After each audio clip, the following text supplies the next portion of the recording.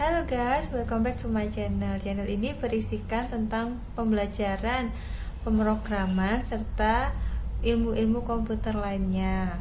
Semoga dari tutorial-tutorial belajar yang ada dapat membantu kalian dalam belajar ya, karena video-video yang ada ini semuanya diringkas menjadi lebih mudah dipahami dan lebih simpel lagi.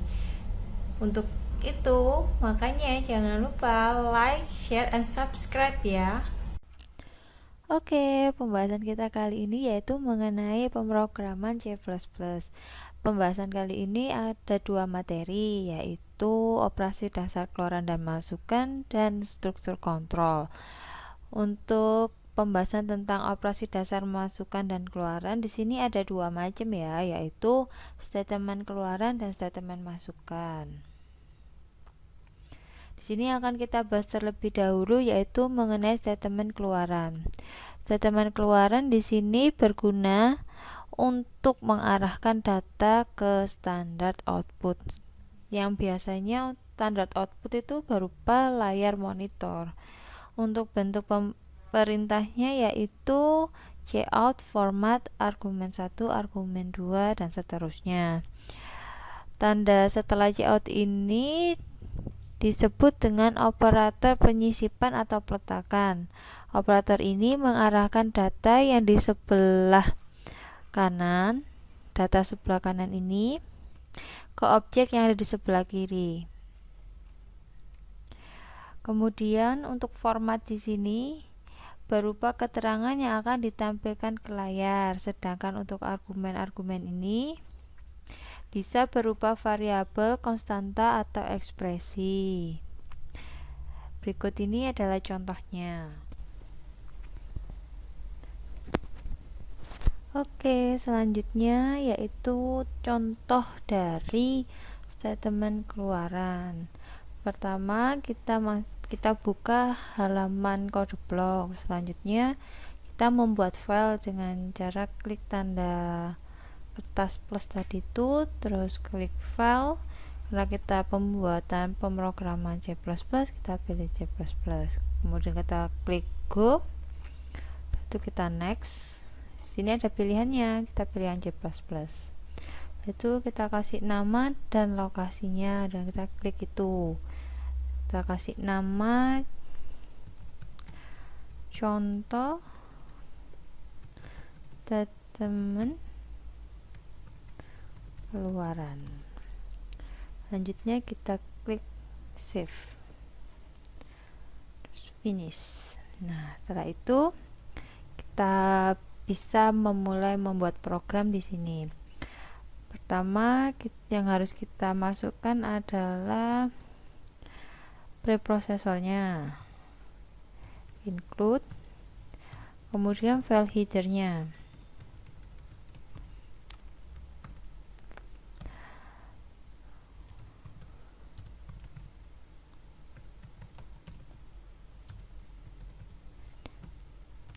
Setelah itu di sini kita bikin main programnya.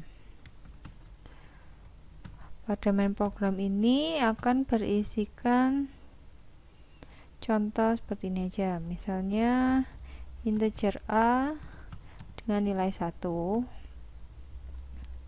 Kemudian kita cetak nilai A,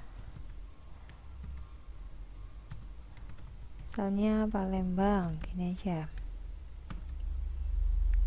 Nah, kemudian ini pada contoh tersebut terdapat variabel A dan string Palembang. Kata string Palembang ini akan diarahkan ke cout yang memberikan hasil. Untuk tahu hasilnya kita running aja langsung. Nah, seperti ini. Dari program tadi itu akan menghasilkan program sebagai tampilan 1 Palembang. 1 ini didapat dari nilai A-nya, yang dimana cout ini nilai A. Nah, 1 ini tuh dicetak dari ini, sedangkan Palembang ini dicetak dari ini. Jadi kalau ada program dengan script atau sintak cout A Palembang, berarti hasilnya akan seperti ini. Untuk contoh lainnya mungkin kita bisa buat seperti ini. Misalnya kita cetak hello world yang gampang. Hello world.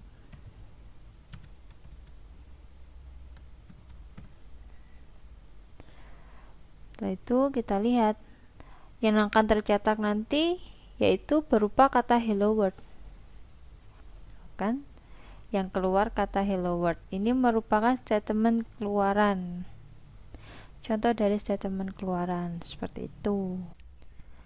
Selanjutnya yang akan kita bahas dari operasi dasar keluaran dan masukan adalah mengenai statement masukan.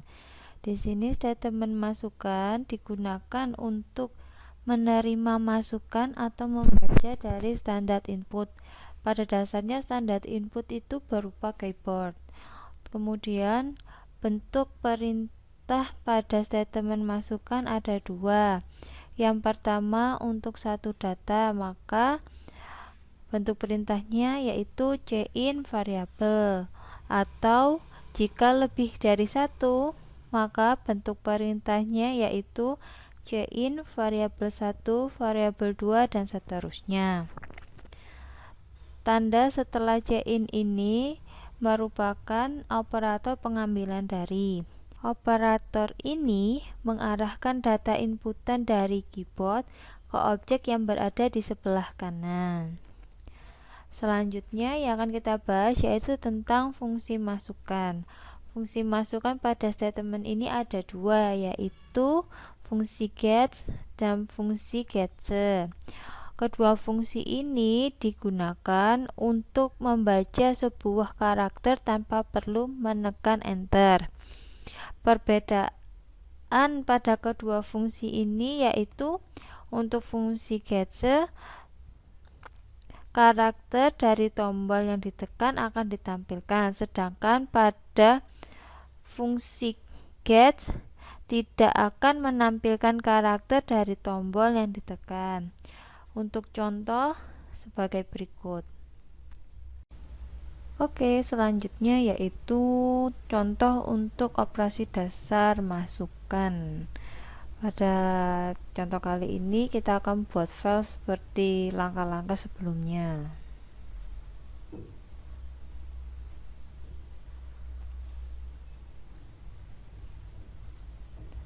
Contohnya saya kasih nama contoh statement masukan.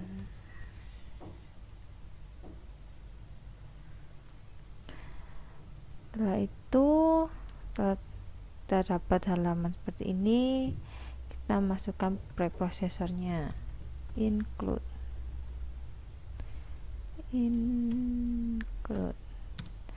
kemudian file headernya,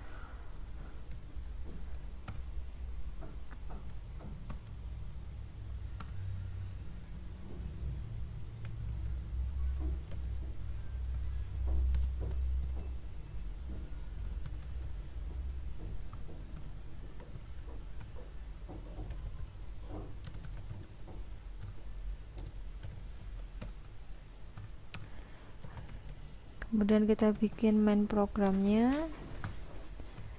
Isi programnya kali ini yaitu untuk menghitung luas segitiga. Untuk flowchartnya sudah kita bahas pada pertemuan sebelumnya ya.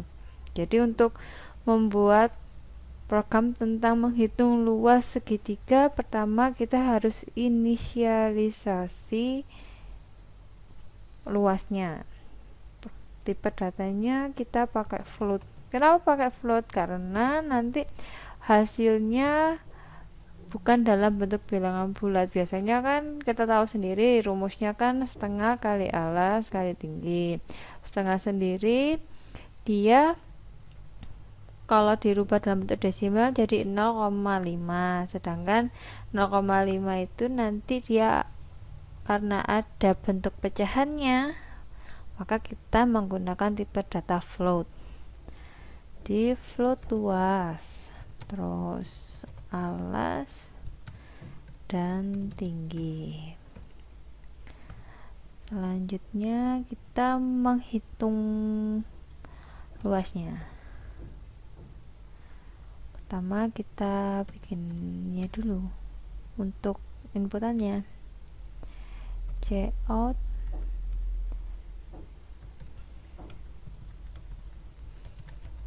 masukkan nilai alas,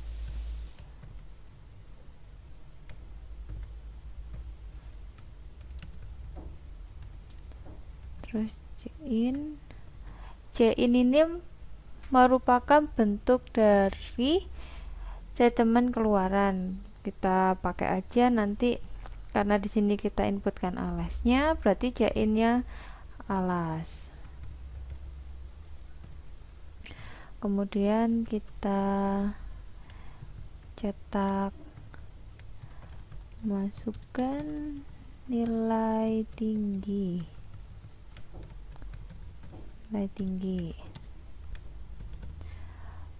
kemudian kita beri nilai masukannya dari variabel tinggi. Kemudian untuk cara menghitungnya, kita bisa menghitung cara aritmatika, yaitu 0,5 dikalikan alas kalikan tingginya. Kemudian kita cetak aja cout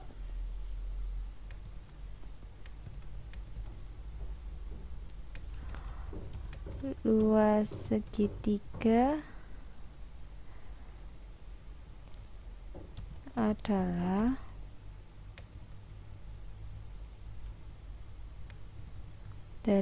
kita ambil dari nilai luasnya.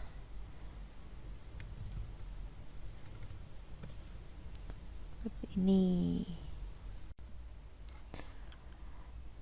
Setelah ini kita akan menambahkan contoh penggunaan pada fungsi get.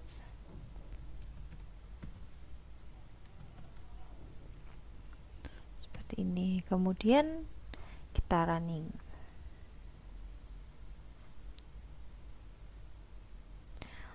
Masukkan nilai alas, misalnya nilai alasnya 5, kemudian nilai tingginya 6, kemudian untuk hasil luas segitiganya adalah 15. Apabila kamu masih ragu, kamu bisa menghitung secara manual.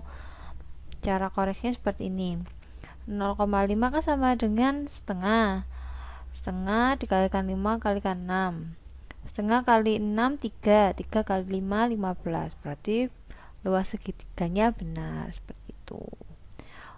Terus untuk mengetahui penggunaan fungsi get itu seperti ini. Jadi apabila dia tidak ditekan, maka dia tidak akan muncul, tapi ketika kamu menekan enter, maka dia akan ada keterangan seperti ini.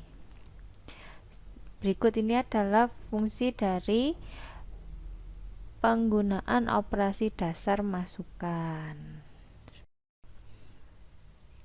Setelah membahas tentang operasi dasar keluaran dan masukan, selanjutnya akan kita bahas yaitu mengenai struktur kontrol. Sebuah program biasanya tidak terbatas hanya pada instruksi yang terurut saja, tetapi juga memungkinkan terjadinya percabangan, perulangan, dan pengambilan keputusan. Untuk mengatasi kebutuhan tersebut, pemrograman C++ menyediakan struktur kontrol yang dapat menangani hal-hal tersebut. Struktur kontrol biasanya direpresentasikan dalam sebuah block instruction.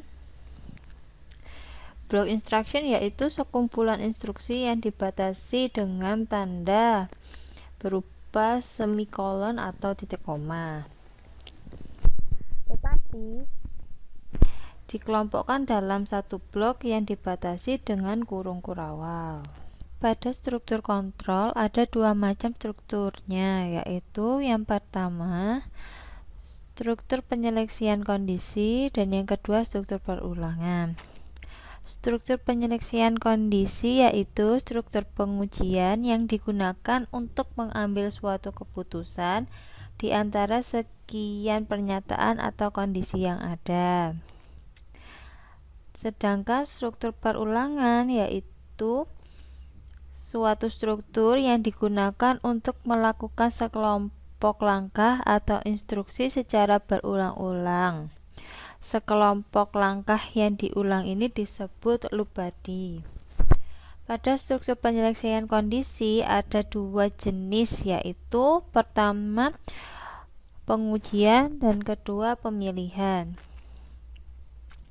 Pengujian ini merupakan struktur kontrol di mana suatu aksi dilaksanakan berdasarkan kondisi logikanya, yaitu benar atau salah. Sedangkan untuk pemilihan yaitu perluasan dari struktur pengujian, di mana dimungkinkan untuk memilih satu pilihan di antara banyak pilihan yang ada. Kemudian pada struktur perulangan, di sini ada dua macam bentuk perulangannya, yaitu perulangan deterministik dan perulangan non-deterministik. Perulangan deterministik yaitu bentuk perulangan di mana jumlah perulangan sudah dapat diketahui pasti. Pada bentuk perulangan deterministik ini bisa ditemukan pada bentuk perulangan for. Sedangkan untuk perulangan non-deterministik yaitu bentuk perulangan dalam jumlah perulangan berdasarkan kondisi. Maksudnya belum dapat diketahui pasti. Biasanya bentuk perulangan ini ditemukan pada bentuk program while do dan do while. Pada struktur controller ini terdapat tiga struktur inti, yaitu inisialisasi kondisi, pengecekan kondisi, dan step perulangan. Untuk inisialisasi kondisi yaitu pemberian nilai awal pada kondisi. Apabila dalam statement perulangan tidak terdapat ini, maka terjadi error pada saat pengecekan kondisi perulangan. Untuk yang kedua, pengecekan kondisi. Pengecekan kondisi perulangan, dan apabila bernilai benar, maka pernyataan akan dijalankan, begitu pula sebaliknya. Yang ketiga yaitu step perulangan. Step perulangan ini memberikan perubahan pada nilai kondisi, sehingga pada saat pengecekan kondisi, nilai dari kondisi akan bernilai salah. Apabila step perulangan tidak ada, maka perulangan tidak akan berhenti. Untuk lebih mudahnya, kita dapat mengambil contoh sebagai berikut.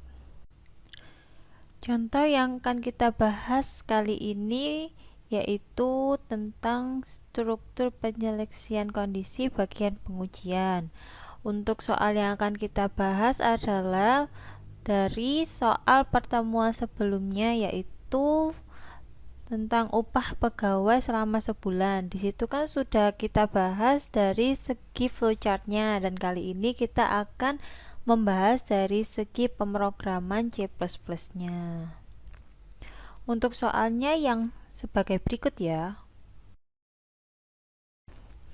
Pertama, setelah kita buat file seperti ini, yaitu kita inisialisasi variabel terlebih dahulu, yaitu kita pakai tipe data long, lalu inisialisasi variabelnya ada jumlah upah, kemudian upah per jamnya sama dengan 5.000, lalu jumlah terima dan pajak. Lalu untuk jumlah jam kerjanya kita menggunakan tipe data integer saja, jumlah jam kerja. Setelah kita melakukan inisialisasi seperti berikut ini, selanjutnya adalah kita membuat operasi masukan dan keluarannya. Untuk operasi keluarannya kita inputkan seperti ini aja. Jumlah jam kerja pegawai.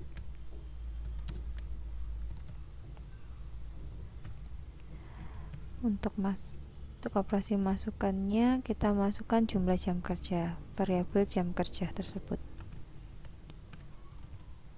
Jam kerja. Setelah kita membuat operasi masukan dan keluaran ini, selanjutnya kita mulai menghitung.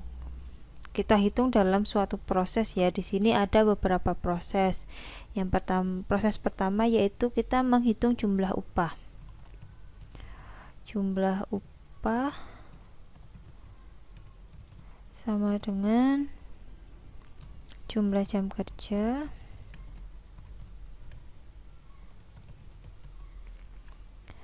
dikalikan upah per jam.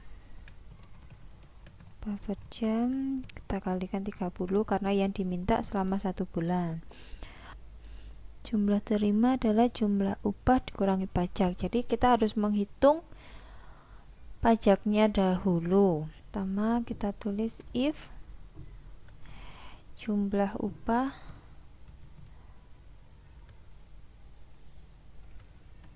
upahnya apakah lebih besar dari 1.500.000. Apabila ya, maka pajak sama dengan jumlah upah dikalikan 0,05. Tapi kalau tidak, maka pajak sama dengan 0.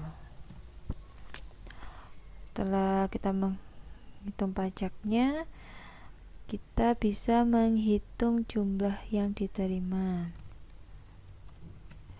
Jumlah terima sama dengan jumlah upah dikurangi pajak.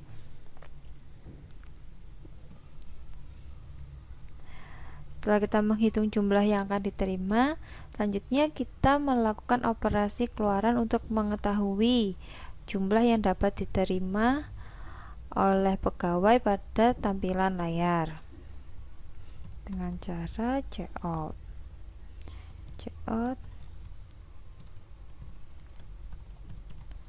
Jumlah upah yang diterima pegawai selama sebulan yaitu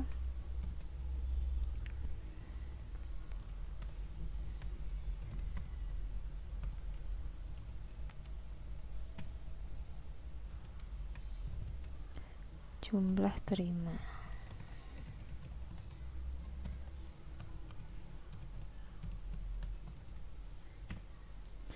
Sekarang kita uji. Ada yang salah pada ini, yaitu upah jam kerja kali 30. Oh, ini tandanya keliru, dikalikan. Jumlah jam kerja pegawai kita cocokkan seperti pada flowchart saja. Jadi kita ambil contoh pertama, misalnya jumlah jam kerjanya 8 jam. Maka upah yang diterima pegawai sebulan adalah 1.200.000. Itu sesuai dengan perhitungan manual pada pembahasan flowchart kita sebelumnya. Selanjutnya, apabila kita ingin menghitung pengujian yang kedua, yaitu apabila pajaknya digunakan, misalnya kita inputkan jumlah jam kerjanya 12 seperti yang pada contoh flowchart ya. Nah, yang kita terima di sini 1.710.000, di mana pajak yang diterima yaitu 90.000. Berarti program ini sudah sesuai dengan yang seharusnya, karena perhitungan antara program dan perhitungan manual hasilnya sama. Sekian pembahasan kita kali ini, semoga ilmunya bermanfaat. Kita akan bertemu pada pertemuan selanjutnya dengan pembahasan yang pastinya akan lebih menarik lagi. Sekian dan terima kasih. Jangan lupa like, share, dan subscribe ya.